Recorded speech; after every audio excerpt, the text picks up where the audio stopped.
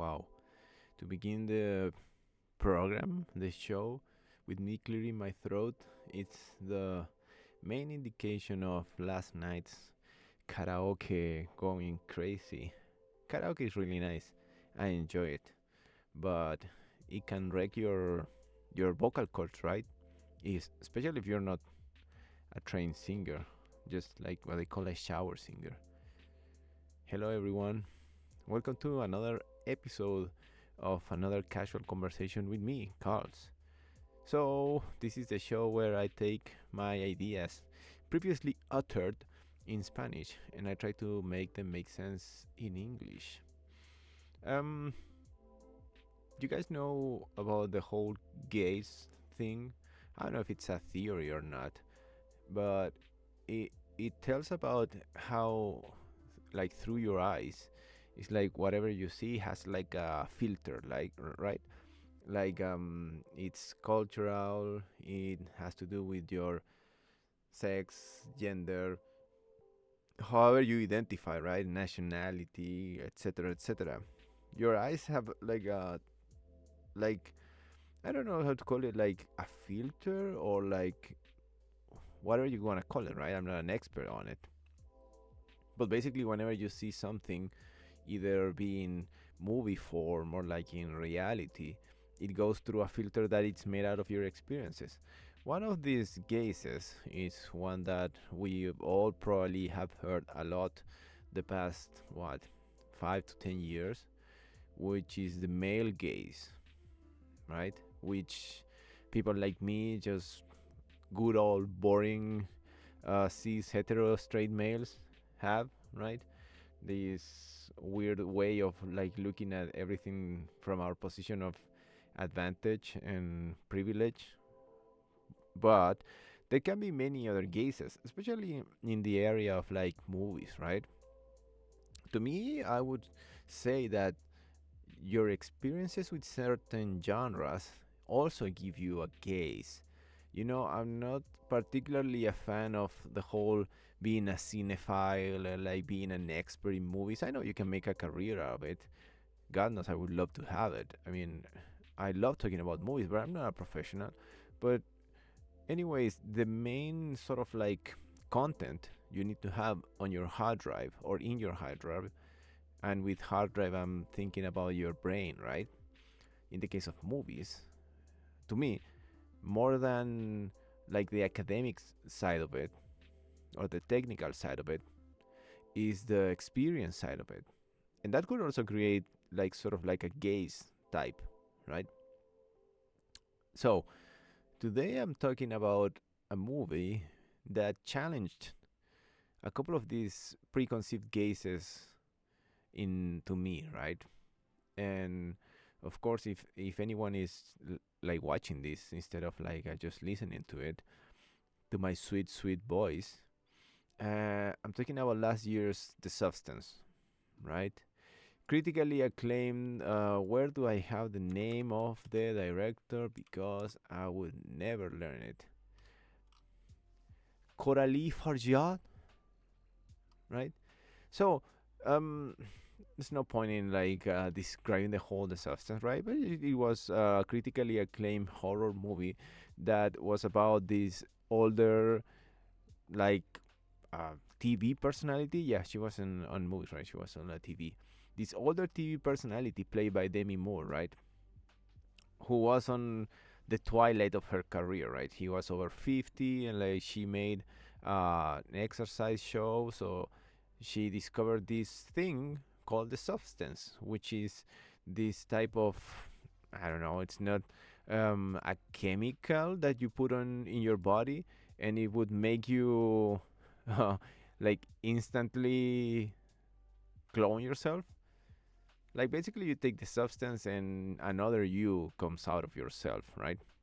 There's a lot of content and some type of theatrics behind it, basically meaning that you are as the movie says, you are one, right? Even though you are separated into two individuals, um, you are still one, and one cannot live without the other, right? So in the end, both sides of Elizabeth Sparkle being Elizabeth Sparkle, and Sue, which is the other personality that comes out of Elizabeth after she takes the substance, played by Margaret Qualley, right? Of course, they end up having this clash of personalities, one being younger and having more possibilities, and the other being older, lacking in possibilities, and they end up like conflicting, right? So both sides of one person can't coexist because they have totally different realities, which is evident and obvious. So the very important thing about the substance, it's that it belongs to a really, really particular genre of horror, which is commonly known as body horror, right? So, as any horror fan like me should like be somehow used to it, we know that body horror is that strange intersection in horror where you use the body and sort of the disposal of it, you can call it, or like you use images of the body to convey the story of your movie. So there are many types of body horror. I don't know, for example, you can have body horror in a thriller setting, like in John Carpenter's The Thing, right? Where you use body horror, be that the creatures, like the gore, the violence and mutilation, visual mutilation of bodies, to tell that story, which is a thriller. There's a murder, you don't know who's to blame, right? There's a parasite, you don't know who it is, right? So it's all to keep the intrigue going on. You have body horror for comedy in like more gore movies, like Peter Jackson's Brain Dead, where it's all about the absurd of the gore and the mutilation of the bodies. You have like these weird Japanese movies, like what is the name of the movie? Tokyo Gore Police. That it's also like a little bit of like an absurd. It's a little bit like a vanguardist, right? Like in and like an art vanguard, like only like really offensive. Like all of their attempts, their communicational attempts inside of the movie itself are really offensive, but they always have a message, right? They wanna say something. And then you have body horror that is a little bit more like plot focused. And to me, the one and only master for that type of body horror is David Cronenberg, right? One of my favorite directors. Like he has a bunch of movies, The Fly, Crash, Crimes of the, I said the past or the future, Crimes of the Future, the cult classic Videodrome, Scanners, right? He has a bunch of movies, and he always uses body horror in a really sort of unique and particular way, which is to sort of enhance whatever he's trying to say with the movie. Oh, I forgot The Ringers, one of my favorite movies from here too. So all of that mechanics that you use in the storytelling in body horror, they are supposed to, as I said now repeatedly, to help you tell the story, right? It's always about that. It's always about like, I think about it like, I don't know, like reading a book, and before you read the book, like you open the book and it slaps you in the face. you know, it's that sort of feeling. Like if you're watching this, you know you're not watching it for the violence. Like there's always something behind it. And when I watch the substance is a curious sort of example, right? Because to me, as I said at the beginning, there was two gazes, particularly that were challenged in me as an spectator, right? Let's talk first about the male gaze, this good old boring cis straight male gaze. So I couldn't help but think that the substance, in a broader sense, it's made as a societal critique, right, or a critique for society overall. The male dominated like sexist society that we all live in still, right? But the point about it is that, and I don't want to be canceled or anything by saying this, but this is just how I felt. I felt that it was way too obvious. So I'm watching the substance, and I know this is obvious, and I know, for example, I know Dennis Quaid character is supposed to be disgusting, and he is, right? And everything is so obvious, everything is so in your face, that at some point I even like argued with myself whether it was a good storytelling or not. Like, uh, if this is too obvious, this is not as challenging, right? I don't know. I feel like for a moment after I watched it and after I sort of like gathered some of the reactions to it, I thought about, wow, like people just love this movie because they haven't been like properly exposed to body horror. I got like a little bit snobby with it, right? Oh, they haven't seen Crimes of the Future and like whatever, right? They haven't seen Cronenberg and his convoluted use of visual body horror to tell metaphors and anything, right? But then you go back to like classics, like Cronenberg classics, like Videodrome, right? Videodrome is pretty similar. Like all the usage of body horror in Videodrome serves the only purpose of like feeding this metaphor of modern society being consumed by the media, right?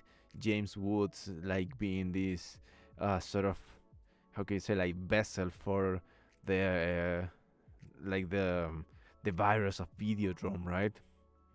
So he saves his gun inside of his gut, that it's open and like gushing blood, and then the the gun fuses to his hand and becomes sort of like a meat extension of his hand as he pulls the trigger and kills his virtual self or media self right before killing himself, right? Spoiler for Videodrome.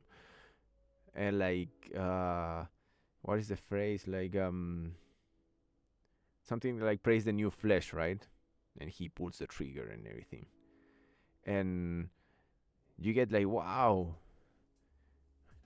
this is so impactful. It's like reading a philosophy book that before telling you its premises or like ideas just shakes you down and like makes you open your eyes, right? So that's sort of like a mix of the two gazes. Not being able to fully immerse myself in the substance because of my male gaze, and not being completely sold on it because of this body horror sort of like how can you call it, like it's not arrogance, but it's like a part of me that feels that knows more. And I know that by now I'm sounding like an asshole, and part of me and part of my mind feels like it. But it came out of frustration. It came out of like pure frustration. Like for example, for the case of the male gaze, you can see how the director clearly used both Quali's and Moore's bodies to trigger like cis straight males' gazes. It's like, I don't want to justify, say it's good, say it's bad, but it just happened. If you're a straight male and you see a naked woman, it's triggering, it's arousing, right? So what do you do then? You trigger the arousal and then you immediately contrast it with something disgusting, right? So she's playing the game. She's playing the game of the body horror, and that is where you sort of like start getting into the game of the movie, like this back and forth between that. In the case of the use of body horror, or like more talking about the intersection, there were elements of the movie that also felt to me, as I said, this is an intersection between the male and body horror gaze. But for example, I found it really hard to empathize with Elizabeth Sparkle's character, not only because of this male gaze, but because of this horror gaze. Like, their character is not a lovable character, like a straight lovable character, like stereotypical, right? Of course, you can feel empathy for her, but I'm talking about the movie being so obvious and so straightforward, right? That it might get difficult to see beyond just some famous rich person that's being affected by the circumstances. And that is when you sort of like begin to, you yourself, like crack the code. And what I mean by this is that you see the movie like aiming higher than what at first glance you could think it is doing, right? Like, okay, I'm not empathizing with like a rich, famous North American woman that had power and now she doesn't have power because of the sexism in the industry, right? I might not be empathizing with it, but that is when the body horror comes in. So even if you don't empathize with her social status, you can empathize with her idea of self. And this is when I think the movie, either intentionally or not, does an excellent exercise of challenging, but at the same time, right? Sort of like inviting. It could be an invitation, a caress, might be a little bit too romantic. Like it draws you in. It draws you in, but because the body horror elements are clearly more transversal than the gender elements of it. I'm not saying that criticizing the sexist society that we live in is not transversal, but I'm talking about a human factor. And if we go back to Cronenberg in that sense, I think Cronenberg always aims to write more like transversal characters. And I don't want to say just because I found the substance to be more obvious that these characters are more simple. You know, I'm always threading this, like balancing this edge that I don't wanna that I don't wanna travel, because I see the point and I see the importance in the substance at the same moment that I'm trying to criticize it because that's how I feel. And I feel like if we go back, for example, to Death Ringers and we go into the mind of these characters, they are easier to me to get into their mindset. And it happens to like almost every Cronenberg movie, even the more fucked up ones like Crash. Like I'm not even close to being aroused by traffic accidents, right? Like the Ultron guy does in Crash. But somehow it's easier to empathize with that. Like everybody has something that arouses them sexually. Like it's universal. But at first glance, sexual discrimination isn't. Because if you are not a woman in a sexy society, it's harder to put yourself in that place. And I don't think this is something necessarily bad. And of course, it's nothing bad about the movie. But it's something challenging to do. And that is when I come back to the substance. And I come back to the strength of the substance. And even though I've been trying to cut down on the spoilers in general in my comments on my movie commentaries, I'm gonna address the ending of the movie, right? So the movie has three main characters clearly and explicitly pointed out in the movie, right? which is Elizabeth, the Matrix, the main character, Sue, the her better self, right? And the final version of them, which happens when Sue tries to divide herself and becomes the monster in a really nice Frankenstein type of callback, right? She becomes the monster.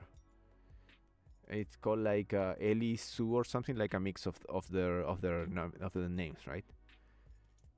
And when she becomes the monster, the movie takes like a spin, like a radical spin into body horror in a way that you really don't expect it to happen.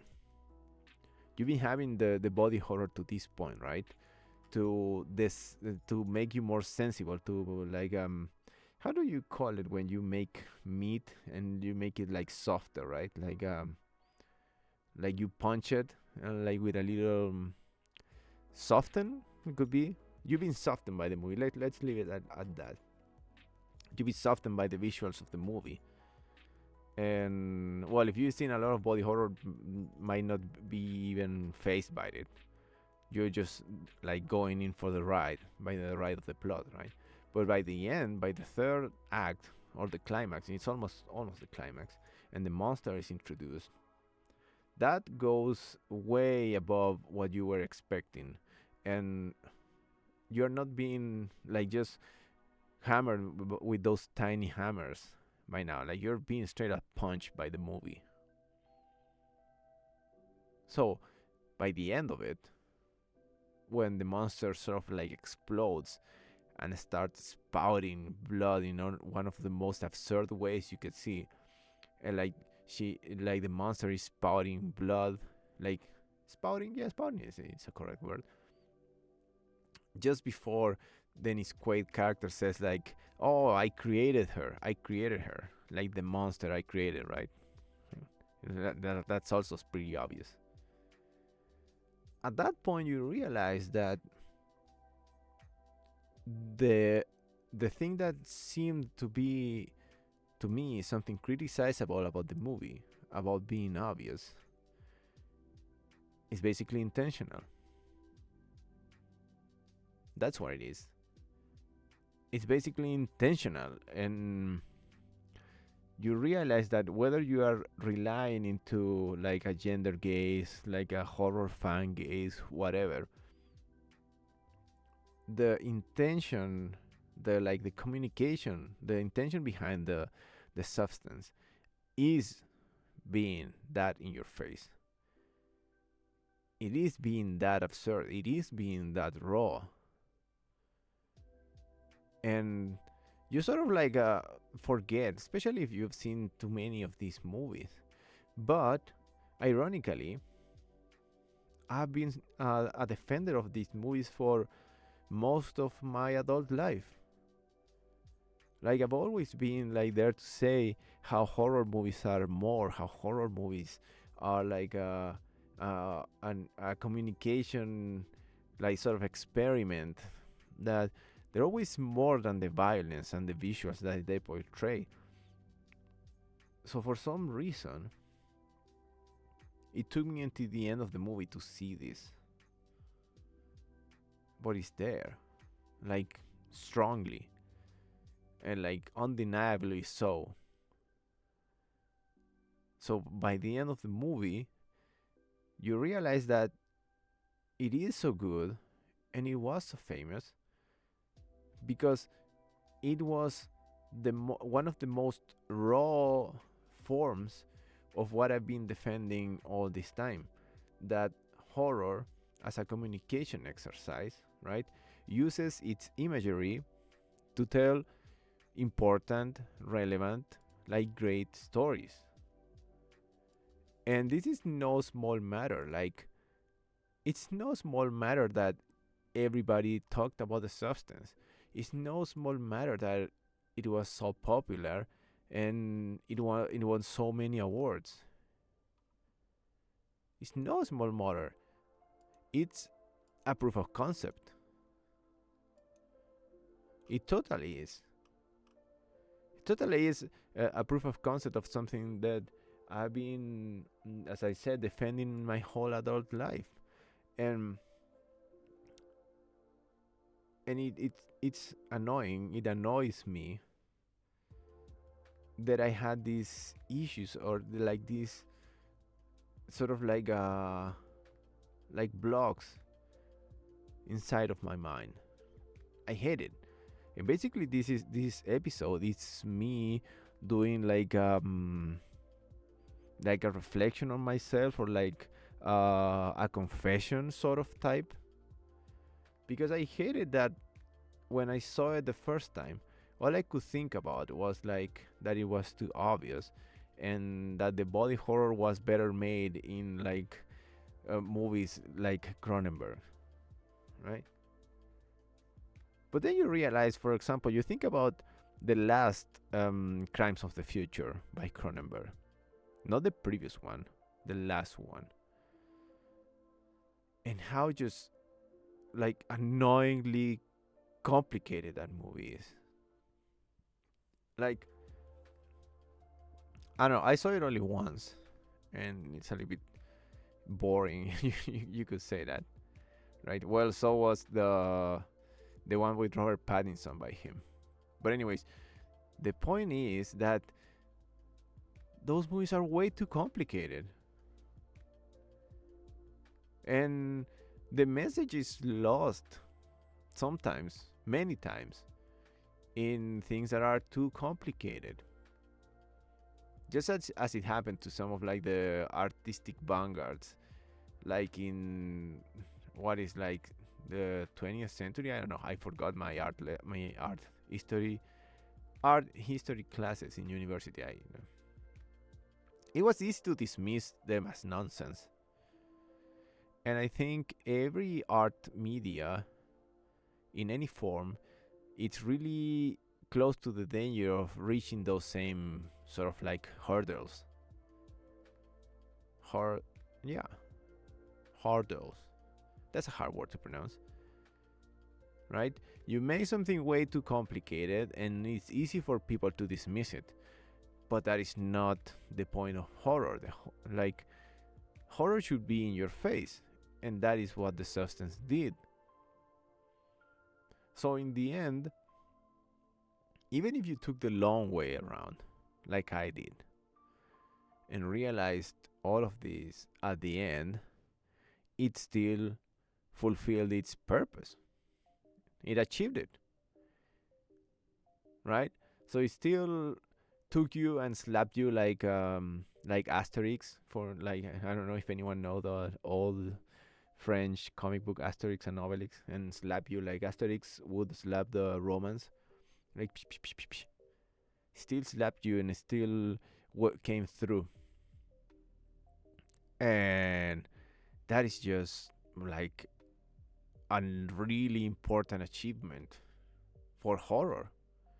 Not only for the movie, not only for criticizing our sexist society, but for horror. This movie is a triumph for horror, for the horror genre. It totally is. And you could see it in like the professional critics, right? And they would like, what were the first thing you would hear about the substance? It's disgusting. It's like I don't know. Yeah, it's disgusting. It's like so violent, so visually shocking. It's shocking. It worked, and it's telling a really relevant story. So it's not only making the point for horror, but it's showing its capacity to be like a voice of criticism with impact on society and modern and current affairs. That is something you can't say with all horror movies. By now, since I began doing these talks, or like whatever you gonna call them, I talk about horror a lot because it's one of my favorite genres, and mostly I get like caught up in the mechanics of horror. Like, if you are like a horror sort of like a, I don't know, I don't want to say expert because you're not really an expert. Like just a consumer, right? Like you like the genre a lot. You really get into like okay, I'm gonna discuss horror for horror, right? I'm gonna talk about horror, how it works, uh, what it means, right? How it works as a genre, and I often try to throw this little like snippet of like this is really trying to mean something else, right? Like this is meaning something else. Like this horror movie is aiming to do this or like aiming to do that,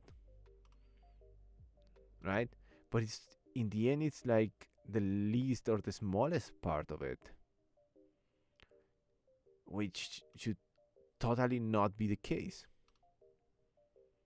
I mean, not necessarily, but for example, you think about the substance, and it shows you the strength, like with I don't know, with like overwhelming success and like positive effects, like it's showing you that horror is relevant, and that is a huge thing. It's showing you that horror is relevant, that horror um, works for everyone. And I use a word that I have no idea how to put in English, but you know how um, pamphlets, when people do like politics stuff, and they do these little papers, like the pamphlets, right? That has like statesmen on them. That is what the substance is. Like full on, that is what substance is. It's a pamphlet of like, okay, you don't wanna hear about this? Well, I'm gonna make you think about this stuff because you can't unsee or you can close your eyes to what I'm showing you because it's that like addictive. So in the end, the substance is not only a good movie because of what it is about, how is it made, right? But it's about the significance it has as a sort of like modern representation or like a modern representative of the horror genre. And that basically means that no matter which gaze you are under or you are attached to, if even one small part of you is a horror fan, you must bow to this movie. You must acknowledge it because it's just that relevant. It I don't think it will be another one like this in a long time. Like we have many horror movies coming out this year. I mean, people have been talking about Weapons, but I don't know when I'm gonna be able to see it. But this is the movie that we can stand behind as horror fans. You know, like as a banner of relevancy for our tastes for this disturbing imagery and like unconventional storytelling that it's uh, like drenched in blood and violence. This is a movie we can stand behind. And as I said, this episode has basically been a confession. A confession about my pre prejudice on these subjects and sort of like a wake up call. Like, dude, open your eyes, man. If not, you're gonna be left behind. And that's the truth. So I'm not gonna talk about more about uh like the critics of sexism in the movie, like because as I said, they are not only like rather obvious, but I think I'm not the appropriate person to sort of further like recognize it, or like to give it its proper weight. Like I'm not. I think that the best way you can, or like the best thing you can do, if you are like a cis straight male, just take a step back and like acknowledge the strength of the message, and leave others to carry the standard.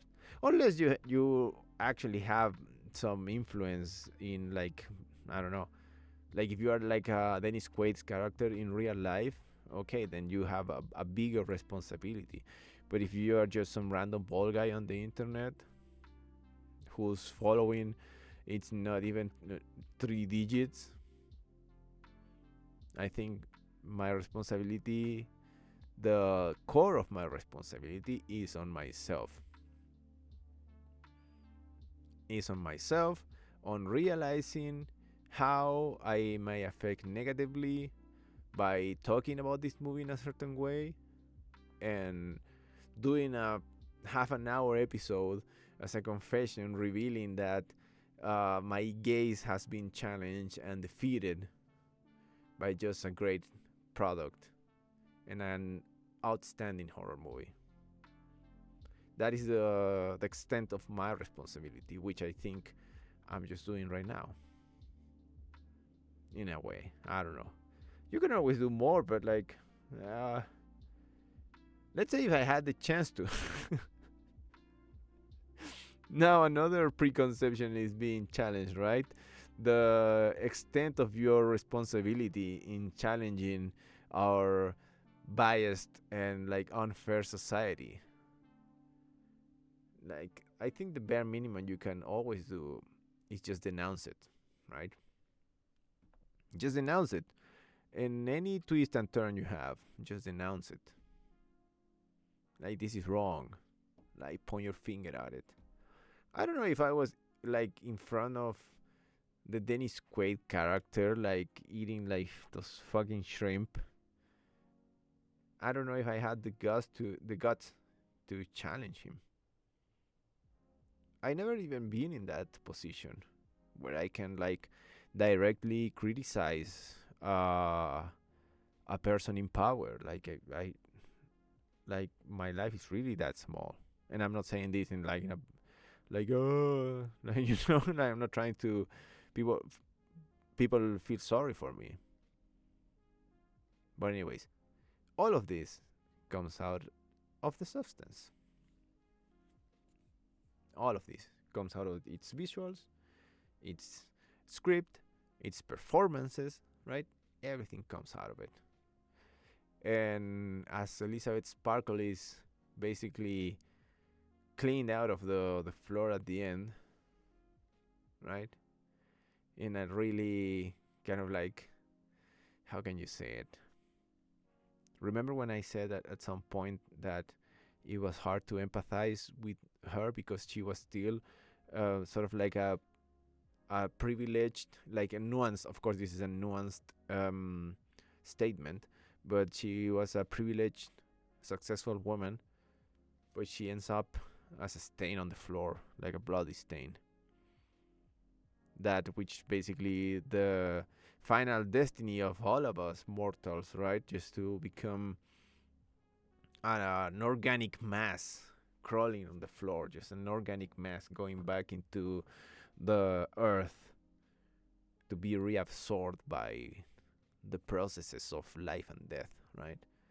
So in the end, even that is sort of like fixed, changed, or like concluded in the movie. Because no matter who you are just a biomass on the floor, just like her. By the end of the movie, there's no more gender, right? There's no more fame or non or on fame, just life and death, which is the most universal thing you can get, and one of the ongoing subjects of horror. Eh? Anyways, The Substance is a great movie. Horror still rules, It's not the number one genre in film, probably, and probably never will, because people don't really like to learn by being uncomfortable, I guess. But regardless, thank you to Substance for challenging me. I guess that is the best thing you can get out of movies, just being challenged, right? Because it's fun, it's educational, and it makes you grow as a person, right? So, thank you everyone for listening to me talk and ramble for another week. Hope I see you next one with another.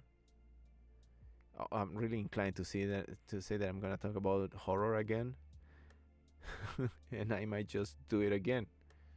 But anyways, I don't want to be a horror exclusive, but when I talk about crying for love that transcends space and time, I don't think that has too much success either. But anyways, thank you everyone for listening to me. Watch movies, enjoy them, or I will have to do it for you. And probably had to inject the substance on me. I wonder what would my best version of me would be if I inject the substance. I know that at the very least it would have hair. At the very least, right? It probably would have hair. Probably won't be a philosopher. But it will. It will. He or it. Just call it. It will certainly have hair. That would be the first step for a better version of myself. Think about yours. And if you ever caught me on the street, tell me about it, okay? Thank you for listening and see you next week. Bye bye.